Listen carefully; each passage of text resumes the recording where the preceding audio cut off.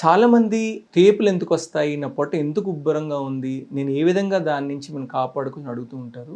ముఖ్యంగా ఏంటంటే టేపులు లేకపోతే ఉబ్బరంగా ఉండడానికి అనేక కారణాలు ఉంటాయి. అంటే మనం తీసుకున్న ఆహారం దగ్గర నుంచి చాలా వరకు అంటే ఫిడ్జీ ఎక్కువ కార్బోనేటెడ్ డ్రింక్స్ తీసుకుంటూ ఉంటాం. అదేవిధంగా మనం తీసుకున్న ఆహారాలు ఏవైనా అరగకుండా ఎక్కువసేపు స్టమక్లో ఉంటాయి, అవన్నీ ఎక్కువ గ్యాస్ ప్రొడ్యూస్ చేస్తూ ఉంటాయి. ఏదైనా అవ్వచ్చు, అదే క్యాబేజ్, కాలీఫ్లవర్, బ్రోకలీ లాంటి ఫ్రూట్స్ అవ్వచ్చు, కొన్ని వెజిటబుల్స్ అవ్వచ్చు.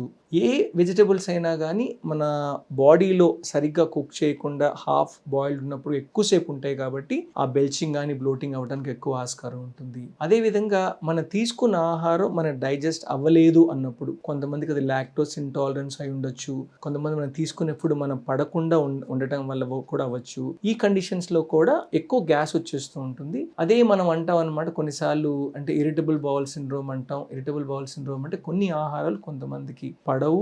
అదేవిధంగా ఏంటంటే స్ట్రెస్, ఎక్కువ నిద్ర లేకపోవటం, అలా ఉన్నప్పుడు కూడా ఒకలాగా మన బాడీ బ్రెయిన్ అటాక్స్ డిస్టర్బ్ అవ్వటం వల్ల కూడా మనకి ఏంటంటే నాకు బాగలేదు, ఎక్కువ నాకు పొట్టంతా ఎక్కువ గ్యాషెస్గా ఉంది అని కంప్లైంట్ చేయటం అనేది జరుగుతూ ఉంటుంది. అదేవిధంగా ఏంటంటే ఇప్పుడు మన తీసుకునే ఆహారం సరిగ్గా లేనప్పుడు క్రిములు అనేది small intestinal bacterial over growth అంటాం. అంటే మన చిన్న పేగుల్లో సాధారణ క్రిములు ఉండకూడదు, కానీ అనేక రీజన్స్ వల్ల స్మాల్ ఇంటెస్టైన్స్ లో కూడా గ్యాసెస్ అంటే క్రిములు పెరగటం వల్ల ఆ ఆర్గనిజమ్స్ వల్ల మనకి ఏంటంటే ఎక్కువ గ్యాస్ గా ఉండటం, పొట్ట ఎప్పుడు ఉబ్బరంగా ఉంటాం, ఎప్పుడు తేపులు రావటం, అంటే అన్నెసరీగా అంటే సడన్ కండిషన్స్ లో ఎక్కువ తేపులు తీసేయటం జరుగుతూ ఉంటుంది. కొంతమందికి ఏంటి ఏం కారణం లేకపోయినా గర్డ్ అంటాం, గ్యాస్ట్రోఇంటెస్టైనల్ రిఫ్లెక్స్ డిజీజ్. రిఫ్లెక్స్ అంటే ఏంటంటే మన స్టమక్ కి అన్నం తినే పేగు ద్వారం లూజ్ గా ఉన్నప్పుడు ఏంటంటే ఊరికే మన పొట్ట కొంచెం నిండిపోయినా కానీ ఆ గాలి బయటకు తీయటం అనేది జరుగుతూ ఉంటుంది. ఎందుకంటే వాల్వ్ అనేది చాలా కామ్ గా ఉంటుంది కాబట్టి,